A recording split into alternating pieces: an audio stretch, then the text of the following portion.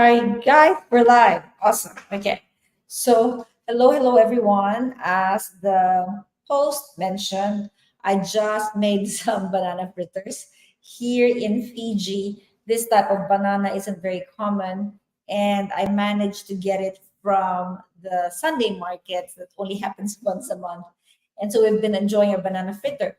But then I don't like throwing anything, so I was thinking, well, with all the amazing medicinal properties that the banana has, the banana leaves, the banana peel, everything about the banana is healthy and can be used medicinally. I thought, why not make vinegar from it? So that's what we're going to be doing. We don't throw anything. We use everything that we have at home. It's a very simple exercise or experiment if you've never made vinegars before. So join me.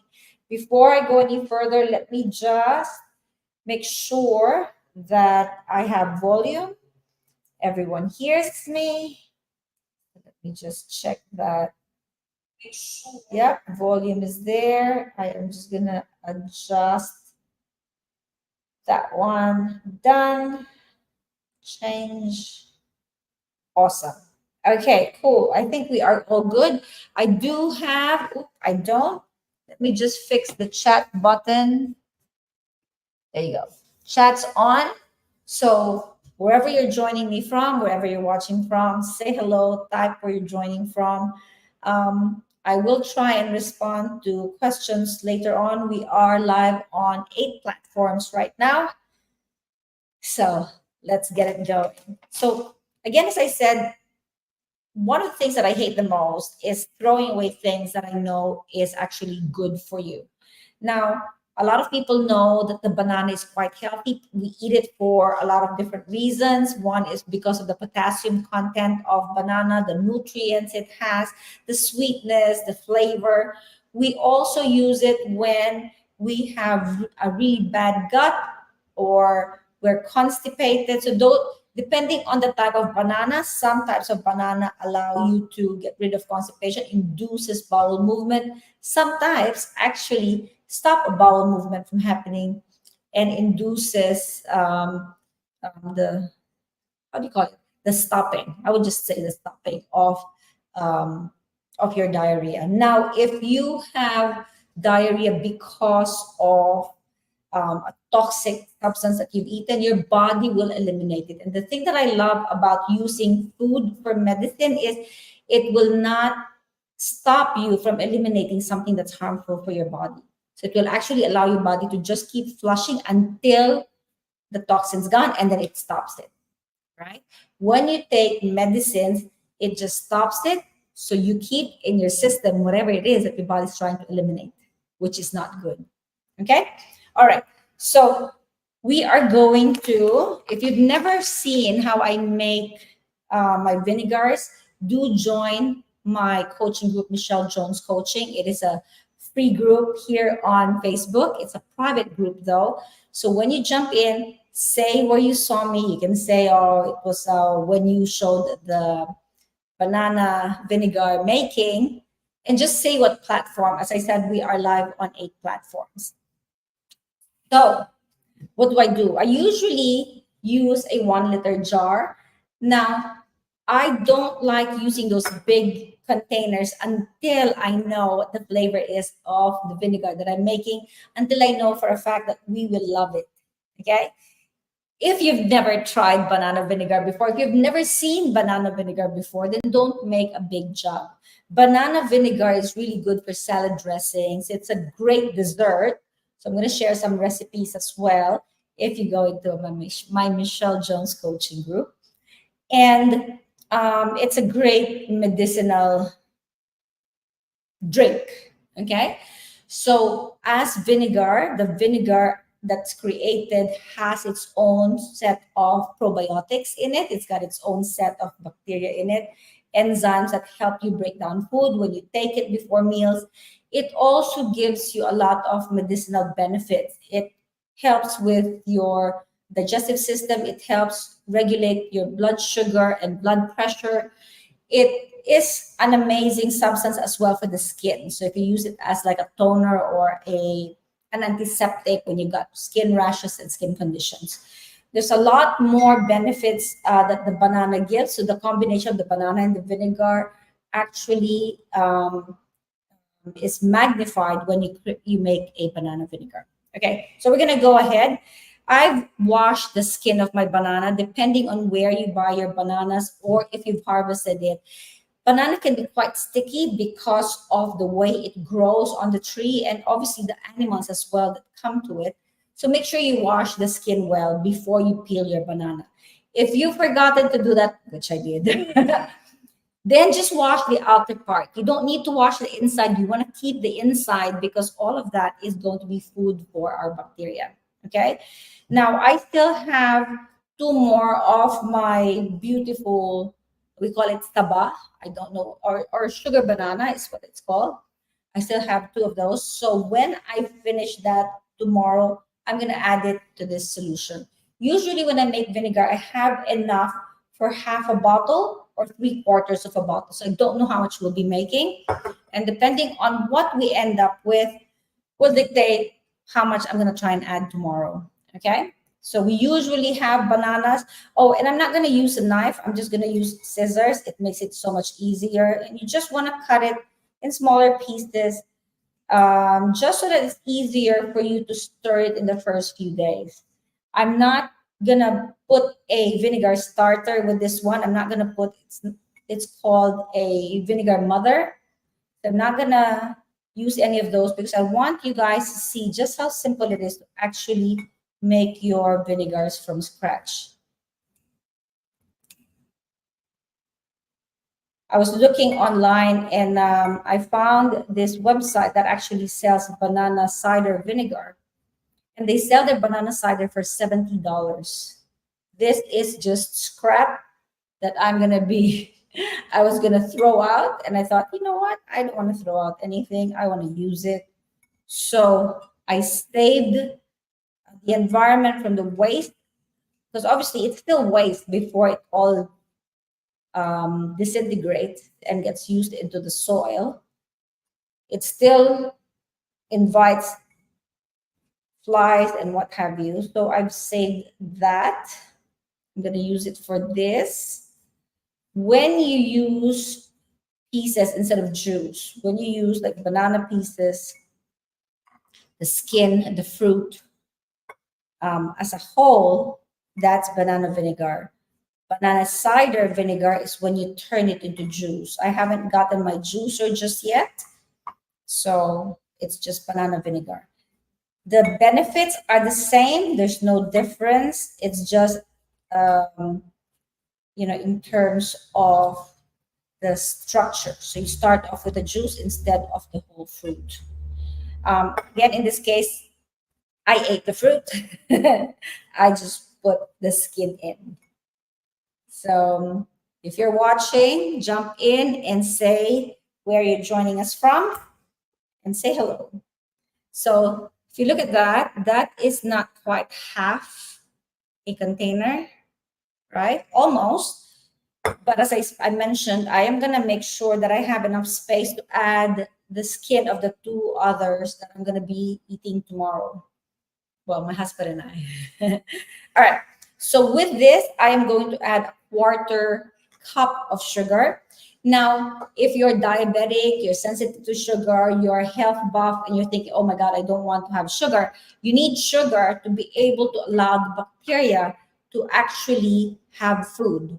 We need to have food in there so that the fermentation can take place. Okay? All the sugar is gone by the time this turns into vinegar. Okay. Oh, use raw sugar. So this is what I use here in Fiji. It's called raw cane sugar. Use raw sugar or unbleached sugar. The less, how do you call it? The less chemicals your vinegar has, the better the fermentation, the healthier your food is. And when there's a lot of crap in your vinegar, it's actually not going to give you a very good vinegar. It will take longer to ferment as well. Okay, so sorry, I don't have a lot left. Okay, so there you go. This is a 1/8 cup. So two of these equals 1/4. And all you do next is you add water. Now, the water that you add has to be non-chlorinated water. When you have chlorine in the water, it actually affects how the fermentation happens. Now, filtered water is an ideal replacement. Bottled water, if you don't have filtered water, I have my Kangen machine here on the kitchen bench, and that's what I'm going to be using. If you have a Kangen machine, I use 9.5 pH water in this one. I want to be able to absorb as much of the benefits in that water. 9.5 pH is more micro clustered, so it actually goes through and in in easier terms to understand, almost like it breaks down the different molecules of our banana and it absorbs it, right? So it gets through it, which is what we want. We want the vinegar to happen, the fermentation to happen quickly. We want it to be able to go through our food and our sugar fast. So I'm just gonna fill it up here. I'm gonna put it on 9.5 and this.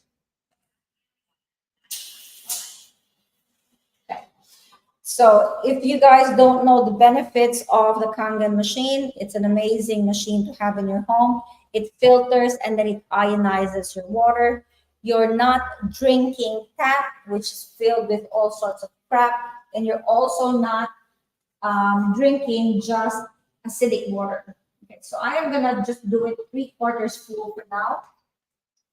And again, the reason I'm doing only 3/4 full for my water is because tomorrow I'm adding the rest of the peel, right? Also, when you're making your vinegar, you want the amount of water to coincide with the amount of fruit you've got in it. So we didn't quite make it to the half mark. It was about 1/3. So 1/3, if I wasn't gonna add any more peel, I would still leave the water just up to that point. Okay. So again, check the amount of fruit you're going to have versus the amount of water you're putting in. Also, make sure you're using a wide mouth container because the vinegar, the bacteria that we need for vinegar requires oxygen to ferment. If there's not a lot of oxygen that's able to flow into your mixture, the vinegar does not ferment, or the mixture does not ferment and does not turn into vinegar. Okay, so we just stir it to make sure that the sugar dissolves in the water, and then we will cover it with a, you can use a tea towel to cover it, you can use a handkerchief to cover it, or I love using the, I'm just gonna add that as well. Sorry, the fibers from the banana. I love using coffee filter. So I'm gonna grab my coffee filter, put it there, and we are gonna cover that.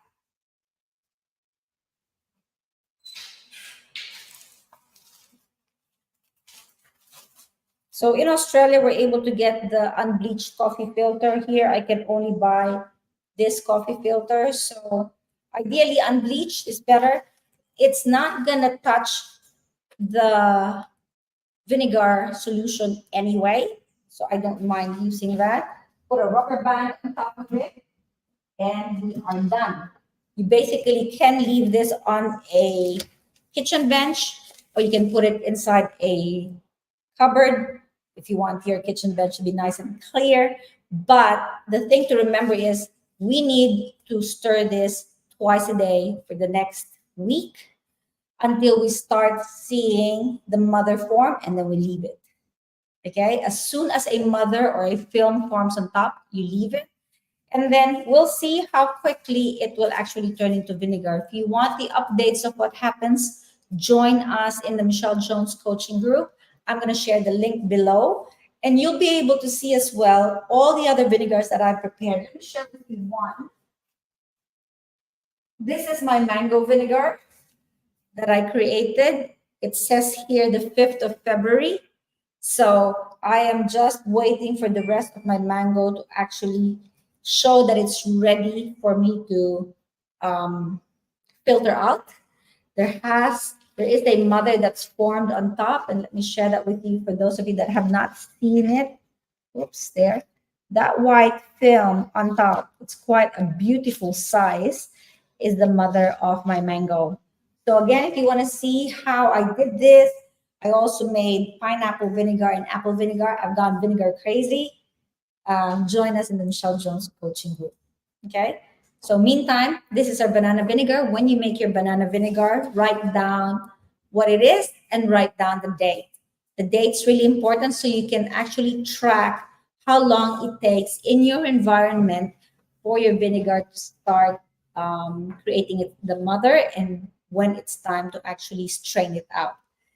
So again, if you want to know how that works, join the Michelle Jones coaching group. Meantime, we have an amazing vinegar solution here that will turn into banana vinegar, which we will be using both as dessert, salad dressing, and for our health drink, alternating with all the other vinegars that we've got here. Because fruit vinegars are actually quite good for your health. They're quite pleasant to taste as well. Vinegars that you make from home taste better than the store-bought vinegars. I don't know why. Don't ask me why. It's just how my experience has been with it. Okay. If you're wondering whether or not we're gonna be putting any like apple cider vinegar in it or any types of vinegar, you can if you want to kickstart the process. I won't in this case. I will actually let it ferment on its own without the help of a mother to put on top of it, and without the help of another raw vinegar that I could put. Okay, not that I don't have those here. It's just a good thing to try and see on its own how your fruit vinegar actually progresses. If you're a busy person, yes, by all means, go and put a mother on it so that you can just leave it, let it ferment, and strain it after a couple of weeks. Okay. Otherwise, just let it be. If it's winter where you are, it'll take longer for your vinegar to be ready. If you have a warmer temperature, then the vinegar ferments quite fast. Here in Fiji, it's warm and humid, and the humidity just hastens the fermentation process so much. This is Michelle Jones. Thank you for joining me again today. And I do hope to see you in our coaching group, Michelle Jones Coaching, on Facebook. Bye.